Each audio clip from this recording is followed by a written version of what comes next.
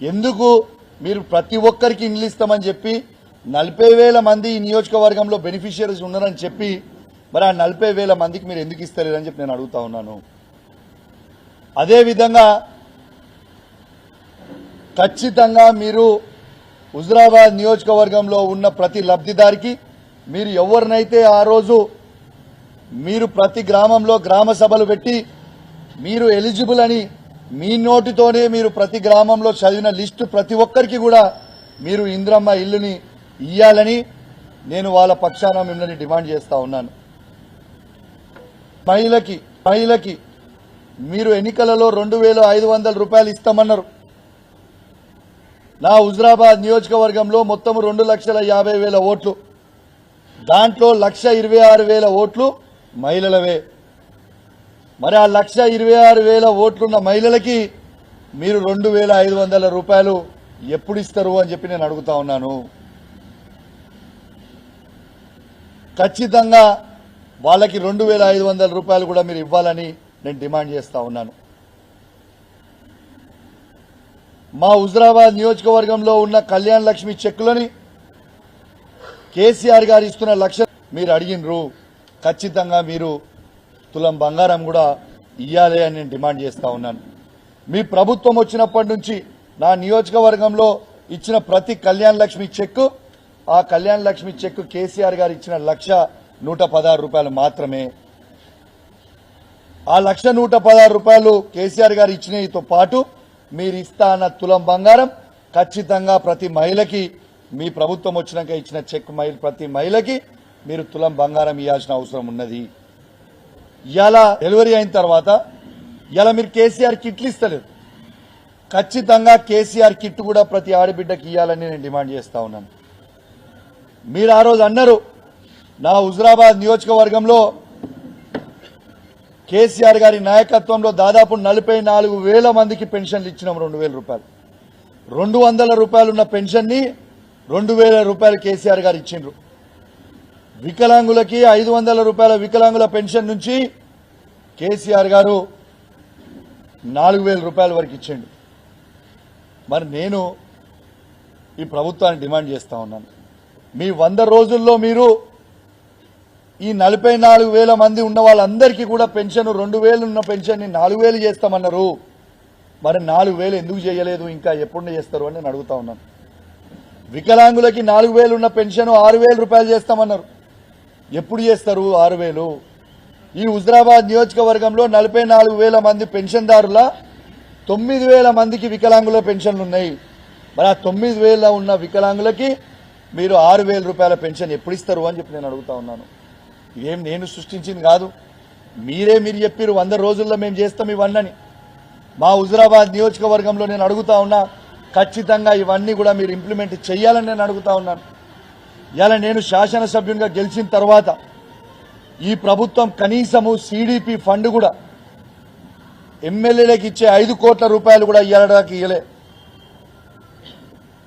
ఇంకో దాదాపు 18-19 నెలలు అయితే మేము ఎమ్మెల్యే గెలిచి మాకు ₹1 బిల్లు ఇయ్యలే. మా హుజురాబాద్ నియోజకవర్గానికి మా ఎమ్మెల్యేలకు ₹1 ఇయ్యలే మీరు పెట్టమని. ఉల్టా కేసీఆర్ గారు పెట్టిన ఎస్డిఎఫ్ అన్ని కూడా ఈ ప్రభుత్వం వచ్చినాక క్యాన్సిల్ చేసిర్రు. మా కుల సంఘాల భవనాలను ఎందుకు క్యాన్సిల్ చేసిర్రు? మా మునూర్ కాపు సంఘం భవన్ ఎందుకు క్యాన్సిల్ చేసిర్రు?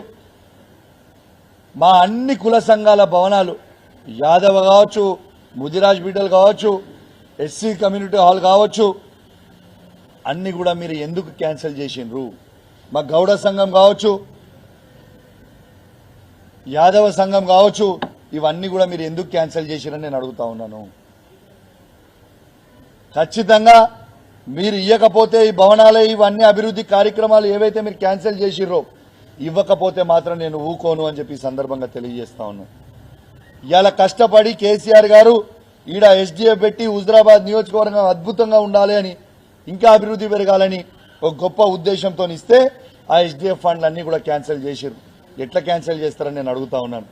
రేపు స్థానికంగా ఉన్న ఈ కాంగ్రెస్ పార్టీ నాయకులు ఎవరైనా ఓట్లు అడగాలంటే ఖచ్చితంగా ఇవన్నీ కూడా ప్రజలకి జవాబు చెప్పాల్సిన అవసరం ఉన్నదని చెప్పి సందర్భంగా తెలియజేస్తా ఉన్నాను.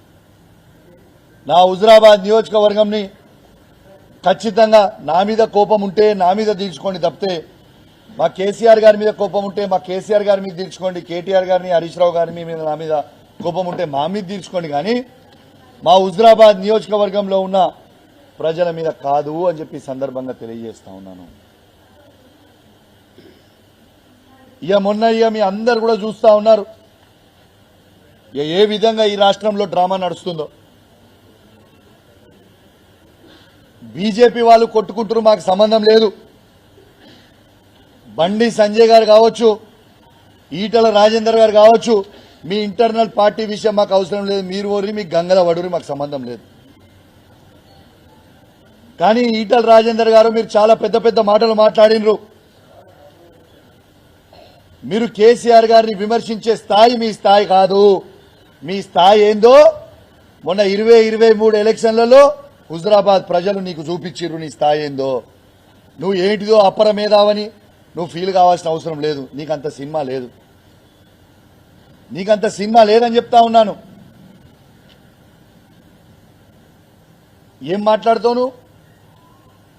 నేను ఈ కరీంనగర్ జిల్లాకి 2 సార్లు అధ్యక్షునైనా, 2 సార్ల మంత్రినైనా.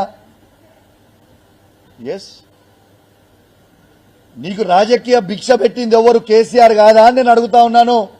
నిన్ను 2 సార్ల అధ్యక్షుడు చేసింది ఎవరు? కేసీఆర్ కాదా?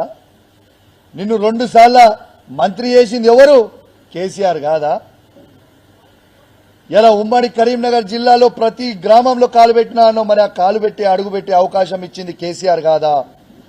అట్లాంటి దేవుని లాంటి కేసీఆర్ ని నువ్వు ఎట్లా మోసం చేస్తావు? నువ్వు దేవుని లాంటి కేసీఆర్ ని ఎట్లా విమర్శిస్తావు? ఎట్లా విమర్శించబుద్ధి అవుతుందయ్యా? అన్నం పెట్టిన వాళ్ళకి సున్నం పెడుతున్న చరిత్ర నీది.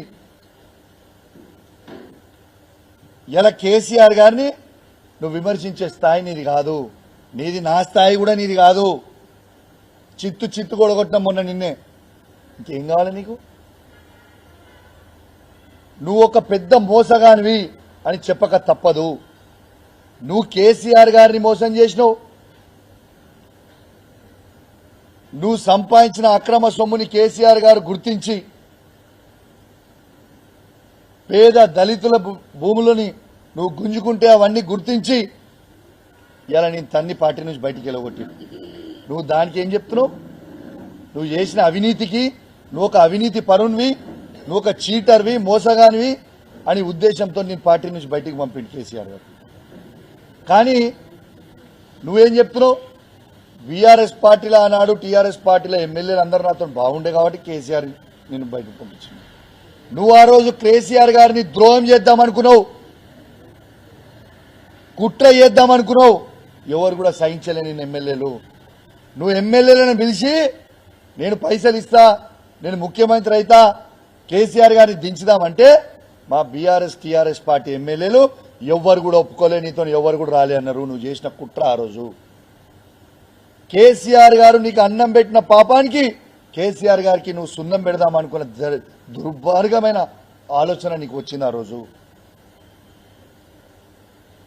ఎస్, ముమ్మాటికి చెప్తున్నా, కేసీఆర్ లేకపోతే తెలంగాణ లేదు. ఈ తెలంగాణ జెండాని ఇలా కేసీఆర్ పట్టుకోకపోతే ఎవరు పట్టుకురా?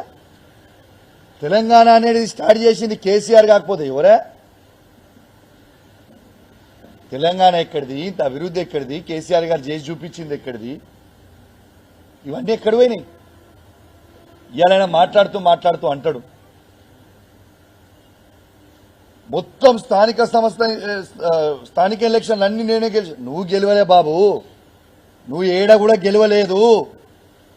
కేసీఆర్ బొమ్మ గెలిచింది, కేసీఆర్ పార్టీ గెలిచింది తప్పితే నువ్వు గెలవలేదు ఏనాడు. ఈడా నువ్వు పార్టీలకి రాకంటే ముందే నేను అడుగుతున్నాను. నేను 2002లో పార్టీకి వచ్చినాను. నువ్వు వాస్తవంగా 2002లో కూడా పార్టీలకు రాలే, కానీ ఎలక్షన్ల కంటే 2004లో ఎలక్షన్లు అయ్యే కంటే 6 నెలల ముందు నువ్వు పార్టీకి వచ్చినావు. కానీ పాత కమలాపూర్ గడ్డ, హుజురాబాద్ గడ్డ ఎప్పుడు కేసీఆర్ అడ్డా. ఇది వాస్తవం. 2001లోనే కేసీఆర్ గారి బొమ్మలు ఆ రోజు ఎవ్వరు లేరు. ఆ రోజు ఉన్నది ఎవరు?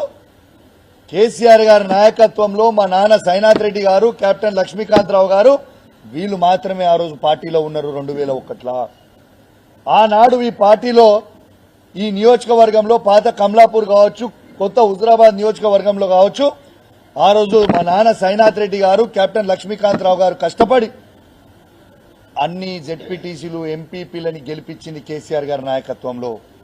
నువ్వు పార్టీలో కూడా ఆనాడు లేవు, నీ మొఖానికంత సినిమా లేదు.